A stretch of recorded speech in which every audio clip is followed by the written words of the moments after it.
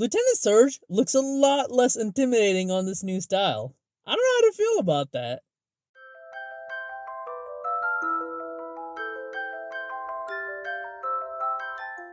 Yes, ladies and gentlemen, episode 18 of the new Pokemon anime titled Ash Joins In. The Pokémon World Championships just dropped, and finally, Ash participates in his first battle that will lead him to eventually facing Leon, hopefully.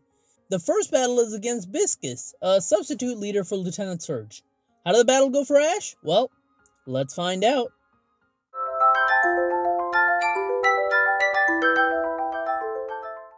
The episode begins with Ash seeing that there are over 10,000 plus people participating in the Pokemon World Championships.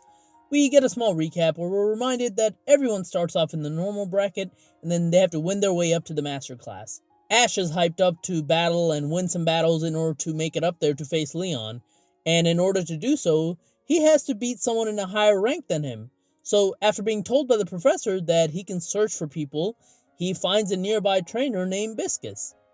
We find out here that Pisces is a substitute gym leader for the Vermilion Gym while Surge is out training. Ash is extra hyped to battle her, though. As Ash is heading towards the gym, Go asks him if he's won the gym badge here, and he says he does.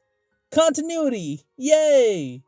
While they're running, Go and Raboot spot a Spearow and run to capture it, wishing Ash luck on the way. We cut to Vermilion, and we see Pisces battling a trainer. It's her Raichu versus the trainer's Hypno, and after telling the trainer that he lacks spirit to conquer himself, but that he's a good battler, Pisces has Raichu use Volt Tackle and KO the Hypno. There's a small cut after that, where after Raichu hits the Hypno, glass shatters, and I'm 90% sure that that's a reference to the original series where Lieutenant Surge does something similar. So, a nice little throwback. And you know what else is a nice little throwback? Seeing Volt Tackle again.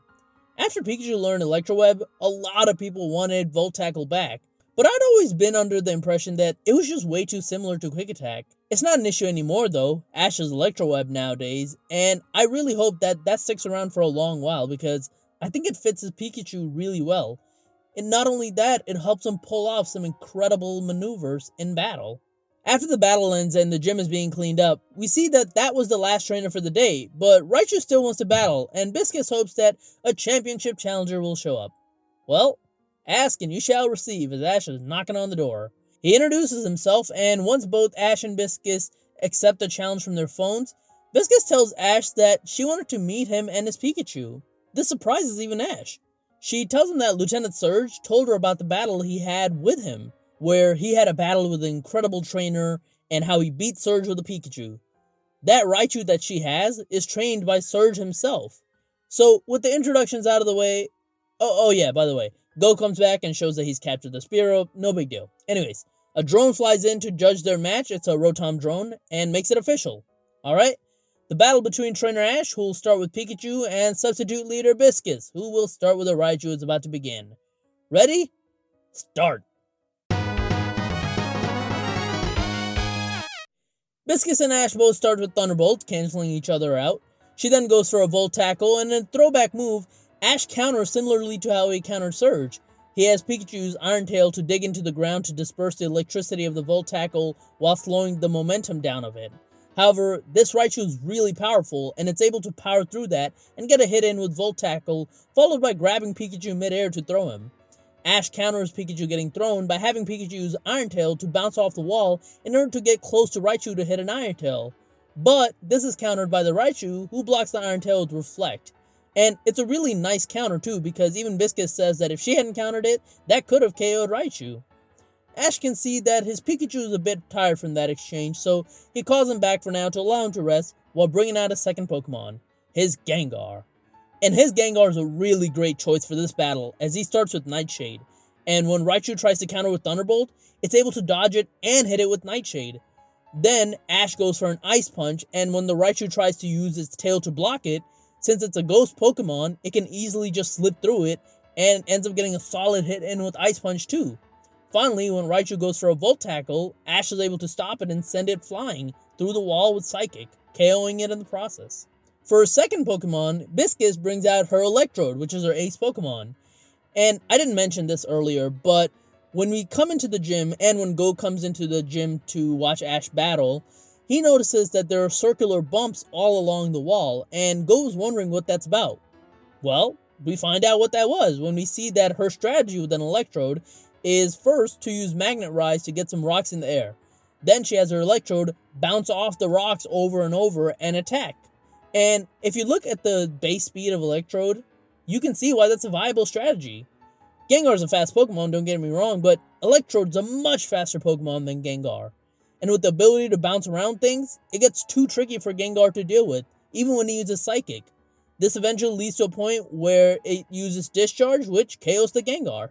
Now that Gengar's KO'd, with Pikachu now on the floor with a much faster Electrode, Viscus goes for a rollout, which obviously increases its power as it hits Pikachu multiple times.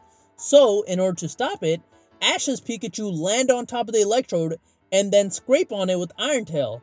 Then when the Electrode stops, he has Pikachu run on the Electrode like a hamster wheel, so it rolls the Electrode the opposite way, disorienting it. And then he finishes up the battle by using Iron Tail. Almost. Just as it gets hit by Iron Tail, its Aftermath ability triggers. However, just before it can explode, Ash's Pikachu uses Electro Web to protect itself. So, that Electrode is KO'd, which means the winner of this match is Ash.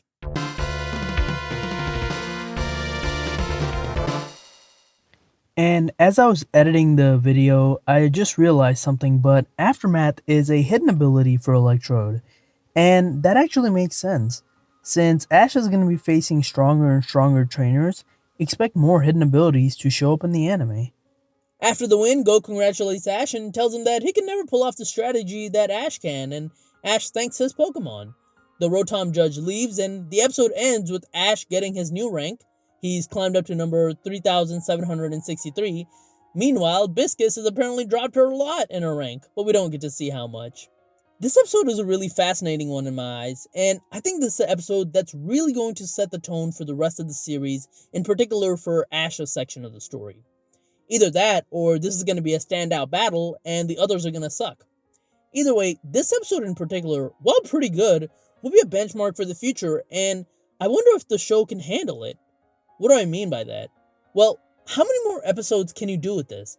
A straight battle episode, while nice to watch, if done a whole bunch of times with no real story besides Ash is just winning to win his way up, can get repetitive and boring. They're going to need to do something similar to this, by which I mean reference some of his older battles, or make it such a unique battle that you have to watch it. But other than that, how often can you have Ash battle? Don't get me wrong, I like battle episodes. I love this episode. But if we just get a string of nameless trainers for the next few battles, and let's say Ash stomps through them, each battle is going to be successively less special. And you want to try and make Ash's rise to the top mean something. This is an opportunity for the show to bring some of Ash's old rival back and have them face off. But will the show do that? Who knows?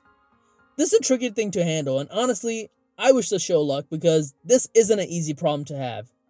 But other than that, I really like this episode, like I said. I love the direct reference to Ash's battle with Surge. I like that it's not so subtly hinted that because of the way Ash won against Surge, using his speed, that's the reason why Viscus battles the way she does. It's a nice addition to the Kanto world and really makes Ash's influence felt in the anime. Another thing that I like in this episode is that the Raboot, while he still might be cold towards Go, is still willing to help him out. We see that when the Raboot sees the Spearow along with Go and helps Go get it. Now, we don't see how that happened, but Go did eventually capture it, and Raboot was there for it.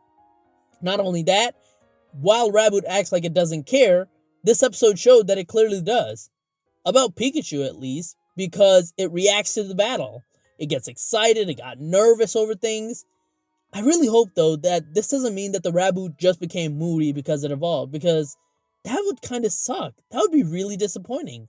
I'm still holding out hope though that it's because of the way that Go treated Scorbunny before it evolved, because I think that would make a much more interesting story. I also want to talk about how good the music and animation was in this episode. The animation was very nicely done, and to complement that, the music choices were great. I posted on my Twitter my favorite piece of music from this series so far.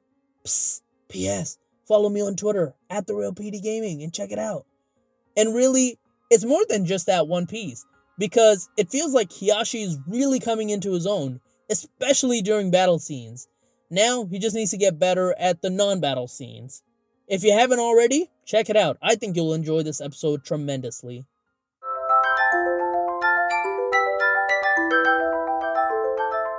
The next episode is focused on a Ditto. It's a Ditto that can't properly transform and Team Rocket wants to capture it. Sound familiar? It's pretty similar in premise to episode 37 of the original series, but this time people are speculating that someone is getting that Ditto. Who might it be? Well, I guess we're gonna have to wait and find out. But anyways, that's it for my review of episode 18 of the new Pokemon anime. Thank you so much for watching. If you like this video, like, share, subscribe. Let me know in the comments what you think of this episode. You can follow me on Twitter at TheRealPdGaming, and that's it. I'll talk to you guys later. Peace.